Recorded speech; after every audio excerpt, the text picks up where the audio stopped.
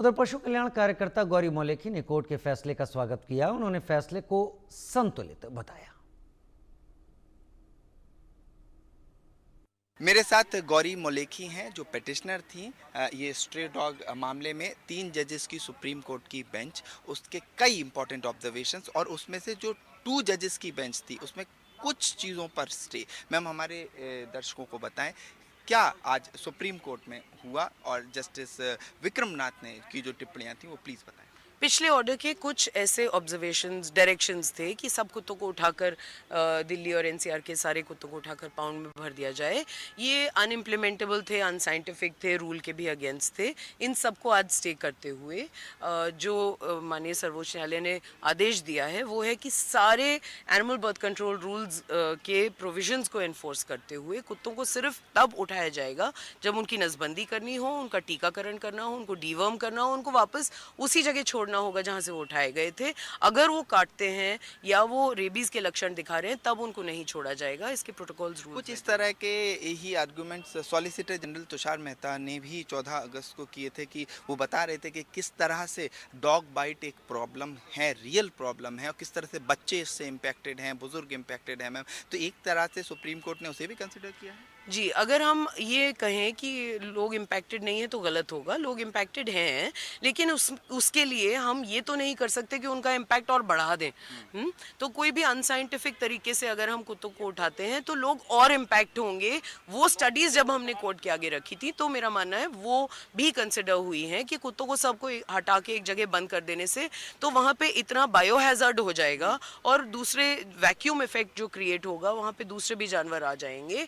ये सब कुछ कंसिडर करते हुए संतुलन बनाने के साथ साथ सुप्रीम कोर्ट ने कहा है कि लोगों का भी बचाना है, इसलिए कुत्तों की नसबंदी बहुत ज़रूरी है। सारे स्टेट्स को अपनी कंप्लायंस रिपोर्ट सुप्रीम कोर्ट को अब दिखानी होंगी कि उन्होंने नसबंदी केंद्र बनाए कि नहीं बनाए। अब दिल्ली में जैसे जो 20 बनाए भी हैं तो वो चल नहीं रहे हैं। अब ये पोल एमसीडी की अगले हियरिंग में सुप्रीम कोर्ट में खुलेगी। अच्छा, one last quick question ma'am, जो पैन इंडिया गाइडलाइंस की बात हो रही है और एक नेशनल पॉलिसी की डॉग्स पे एक राष्ट्रीय एक नीति बनाने की बात हो रही है सुप्रीम कोर्ट से, तो आपको क्या लगता है कब तक इस तरह की पैन इंडिया एक पॉलिसी आ जाएगी? क्योंकि सुप्रीम कोर्ट ने आज सीधे सीधे उस बात को कहा है। हमारी पैन इंडिया एक पॉलिसी है, national action plan for rabies eradication, NCDC यानी national centre for disease control. उधर पूर्व केंद्रीय मंत्री और पशु प्रेमी मेनका गांधी ने सुप्रीम कोर्ट के आदेश को अच्छा बताते हुए उसका स्वागत किया। ये आपको पूरी बातचीत दिखाते हैं। पूर्व केंद्रीय मंत्री पशु प्रेमी मेनका गांधी जी हमारे साथ में मौजूद है। मेनका जी, आज जो सुप्रीम कोर्ट का जो ऑर्डर आया मैम कुत्तों के बारे में, उस पर आपकी क्या प्रतिक्रिया? बहुत ही सराहनीय ऑर्डर है और मैं धन्यवाद देती हूँ कि सुप्रीम कोर्ट के जो जजें हैं उन्होंने साइंटिफिक तौर पर इस मामले को सुलझाना पड़ा। जो 11 तारीख का जो ऑर्डर था वो ना उसमें साइंस था ना उसमें कोई ज्ञान था, गुस्से में दिया गया और उसकी वजह से 2 हफ्ते से बवाल मच गया, दिल्ली में ही नहीं पूरे देश में। तो एक ऑर्डर से इतना बवाल मचाना है क्योंकि ये हिंदुस्तान के दिल के खिलाफ था। जिस किस्म के लोग हम हैं उसके बिल्कुल खिलाफ था। जानवर खिलौना तो है नहीं कि उठाओ और कहीं फेंको। तो ये जो ऑर्डर है इसके 3-4 सेलिएंट पॉइंट्स हैं जो मैं आपको बता दूं। सबसे पहले उसने बोला है कि कोई कुत्तों को यूं ही मत उठाएं, आप ले जाएं, स्टेरिलाइज करें और उनको अपनी जगह में वापस डालें। हम भी यही शोर मचा रहे हैं अभी नहीं सालों से कि आप उठाएंगे कुत्ते, चाहे आप स्टेरिलाइज करें या ना करें, अगर कहीं और फेंकेंगे तो वो कुत्ता काटेगा। और हमारे सब की एक राय है कि कुत्ता को नहीं काटना चाहिए। कोई पशु प्रेमी होने का सवाल ही नहीं उठता है, कुत्तों को नहीं काटना चाहिए। लेकिन अगर आप कुत्ते को उठा करके मेरी कॉलोनी से आपकी कॉलोनी में फेंके तो आपकी कॉलोनी में आकर के उसको नहीं मालूम कि आप खिलाते हैं कि नहीं खिलाते हैं, वो तो फिर डर के मारे काटेंगे। तो एक तो वो ऑर्डर है। दूसरा ये है कि जो अग्रेसिव कुत्ते हैं उनको नहीं छोड़ना चाहिए फ़िलहाल। वो इसलिए ये कोई नई चीज़ नहीं है, कानून ये बना है शुरू से कि पहले तो आपको ये देखना है कि अग्रेसिव कौन है। अग्रेशन जो सुप्रीम कोर्ट ने भी डिफ़ाइन किया है वो ये है, आपको सबूत देना पड़ेगा कि कुत्ते ने आपको बेवजह काटा, बेवजह। ये नहीं कि आपने उसको डंडा मारा, वो सो रहा था तो आपने उसको लात मारा, फिर उसके बाद उसने अगर आपको काटा तो वो अग्रेशन उसको नहीं माना जाता। तो एक तो आपको डॉक्टर के सर्टिफिकेट देना है कि उसने काटा है, और दूसरा क्यों काटा है आपको साबित करना है। अगर आप उसने बेवजह काटा है तो ज़रूर उसको उठाया जाएगा और उसको देखा जाएगा कुछ दिनों के लिए, अभी तक जो होता आ रहा है कि क्यों काटा, क्या वो बीमार था, क्योंकि 3 ऐसी बीमारियां हैं जो इस देश में पेंडेमिक तौर पर हैं, एक टिक फीवर, एक पार्वो और एक डिस्टेम्पर। अगर तीनों में कुत्ता बीमार है, जब आप और मैं बीमार होते हम भी चिड़चिड़े हो जाते हैं, तो उसको ठीक किया जाएगा। जब वो ठीक किया जाएगा और वो अग्रेसिव नहीं है तभी जा कर के उसको वापस छोड़ दिया जाए, क्योंकि वो अग्रेसिव नहीं है। तीसरी चीज़ जो उन्होंने कहा है वो ये है कि रेबीज़ का कुत्ता वापस नहीं डाला जाए। अब वो तो जाहिर है कि कोई रेबीज़ का कुत्ता नहीं डालना चाहता है, क्योंकि रेबीज़ खुद ब खुद एक लिमिटिंग डिजीज़ है। 3-4 दिन में वैसे ही कुत्ता मरने वाला है और उसको कोई बाहर नहीं छोड़ता है, क्योंकि सब देखते हैं कि कौन सा कुत्ता रैबिड है। ये 3 चीज़ें मुख्य हैं।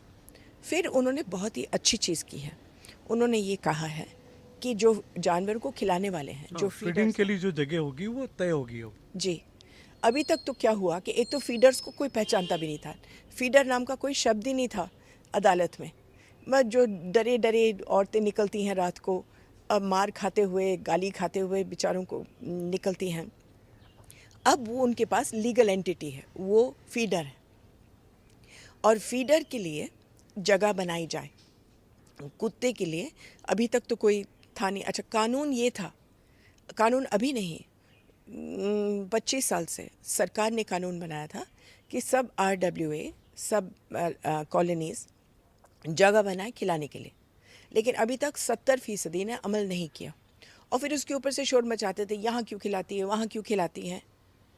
अब उनको करना ही पड़ेगा, क्योंकि ये सुप्रीम कोर्ट का कंटेम्प्ट है। अगर नहीं करेंगे तो हर एक कॉलोनी को एक फीडिंग स्पॉट बनाना पड़ेगा, चाहे वो सुल्तानपुर में हो, चाहे मंदसौर में हो, चाहे दिल्ली में हो, कि इनको शेल्टर अगर उन्हें रखना है अग्रेसिव कुत्तों को, तब भी उनको शेल्टर बनाने पड़ेंगे, तो बनाए। फिर आपको लगता है कि शेल्टर होम पर्याप्त है देश में अगर इस तरह का एक भी नहीं है, एक भी नहीं है। तो जो अभी सुप्रीम कोर्ट ने बोला है, जो इंटरिम ऑर्डर है, उन्होंने कहा है कि अग्रेसिव कुत्तों को रखो, रेबीज़ वाले कुत्तों को रखो। एक भी आइसोलेशन यूनिट नहीं है इस देश के कैपिटल में, दूसरों की तो बात छोड़िए, एक भी शेल्टर नहीं है अग्रेसिव कुत्ते रखने के लिए, तो कहाँ रखेंगे। तो अब MCD शर्म करे, जो उन्होंने सालों से हमारे साथ धोखा किया है, वो तो बनाना शुरू कर दें। आपको मैडम एक आखिरी सवाल है, आपको नहीं लगता कि जो बेजुबान है, जो बोल नहीं सकते अपनी बातें, उनके साथ कहीं ना कहीं गलत हो रहा है? जी, ऐसे है, ये जो दुनिया है ये ताकतवरों के लिए बनी गई है, जो थोड़ा सा भी कमज़ोर होना उसके लिए तो नर्क है।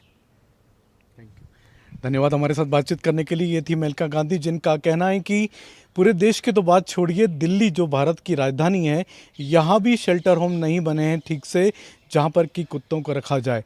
एग्रेसिव कुत्तों की रखने की बात हो तो उसके लिए भी पर्याप्त जगह नहीं है। कैमरामैन सुधीर के साथ Sanjay Sharma, India news, Delhi.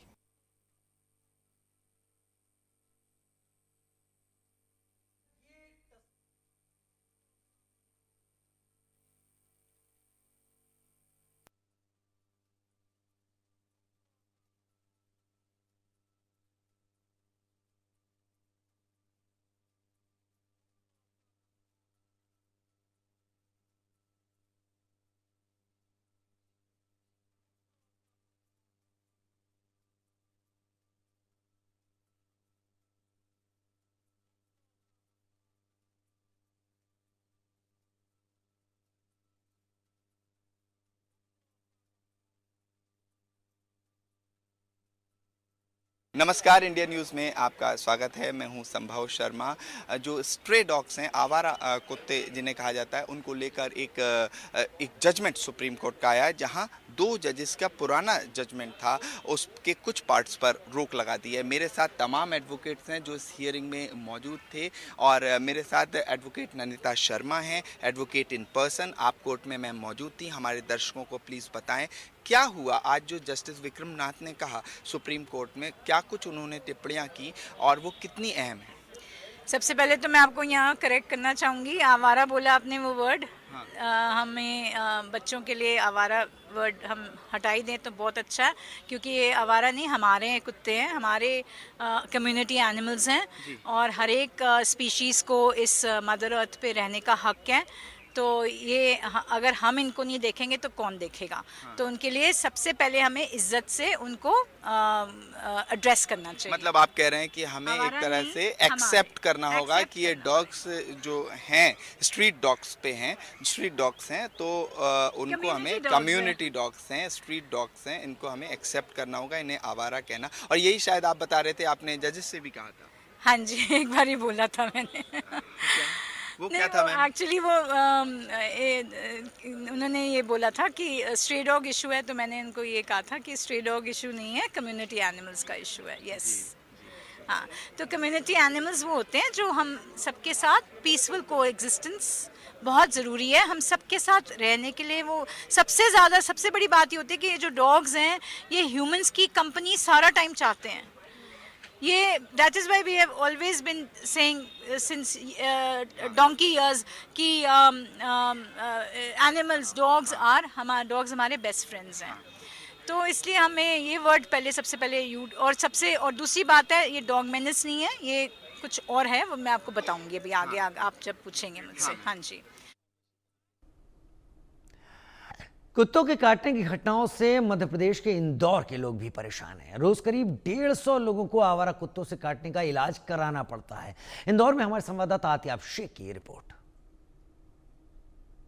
Supreme फैसले का इंतजार था और वो सुप्रीम फैसले का इंतजार था आवारा कुत्तों पर। जाहिर सी बात है, कई सारे पशु प्रेमियों ने अपनी तरफ से इसका विरोध भी जताया, लेकिन अब ये स्थिति साफ हो चुकी है कि जो हिंसक श्वान है, जो बीमार है, उन्हें ना छोड़ा जाए। इसी तरह का इनिशिएटिव इंदौर में भी लेने की बात की गई थी। पहले मैं उन डेटा और स्टैटिस्टिक्स की बात करता हूं जो इंदौर शहर के हैं। जनवरी से लेके अब तक तकरीबन 28,000 लोग आवारा कुत्तों का शिकार हुए हैं। जाहिर सी बात है, ये नंबर छोटा नहीं है। पिछले महीने 10,000 लोगों को आवारा कुत्तों ने काटा था।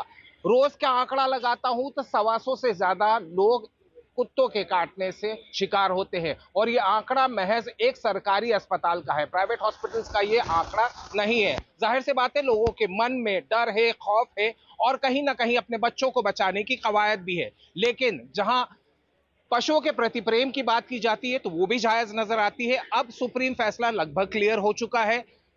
56 पर मौजूद हूं। सर, जिस तरीके से स्थिति ये कहा जाए कि आवारा कुत्तों की वजह से जो परेशानियां आ रही थी, अब आप उसको किस नैरेटिव की तरीके से देखते हैं, किस तरीके से देखते हैं कि इसका क्या सोल्यूशन हो? बच्चे तो घायल हो रहे हैं। देखिए, मैं बचपन से लेकर काफ़ी लगभग 30 साल की उम्र तक मैं डॉग फोबिक रहा हूँ जी। मुझे कुत्तों से बहुत डर लगता था। मेरे जिन दोस्तों के पास में कुत्ते रहते थे वहाँ पे मैं जाता था। लेकिन अब मेरे खुद के पास में कुत्ता है तो मैं स्पेक्ट्रम के दोनों तरफ रह सकता हूँ। मैं इतना कह पाऊँगा कि कुत्ते एग्रेसिव होते हैं, बिल्कुल होते हैं, उसकी कुछ वजहें होती हैं, और जो पशु चिकित्सक होते हैं उन्हें इसके बारे में पता रहता है कि डॉग्स को अगर न्यूटर किया जाए तो उनका एग्रेशन कम हो सकता है। इसके बावजूद कुछ कुत्ते रहते हैं जो एग्रेसिव, से हम अलग अलग तरह के इंसान हैं वैसे अलग अलग तरह के कुत्ते भी होते हैं। तो सबसे पहले एक चीज़ जो भारत के किसी भी नगर निगम ने करनी चाहिए वो तो ये है कि जो आवारा और अब रुक